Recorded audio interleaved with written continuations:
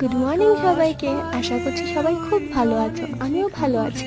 তবে একটু সর্দি লেগেছে, ওয়েদার চেঞ্জ হচ্ছে তার জন্যই।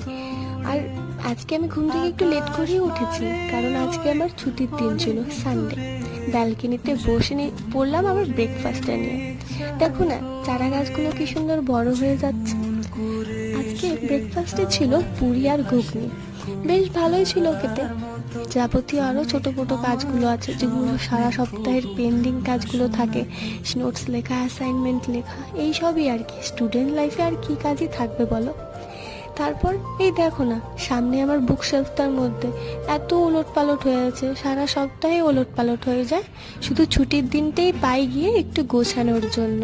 আর এই সারাদিন কাটিয়ে একটু ছাদে আসলাম। আজকে তাহলে এই অবধি। যদি ভিডিওটা ভালো লেগে থাকে তাহলে একটা লাইক, কমেন্ট, শেয়ার করে দিও। Thank you.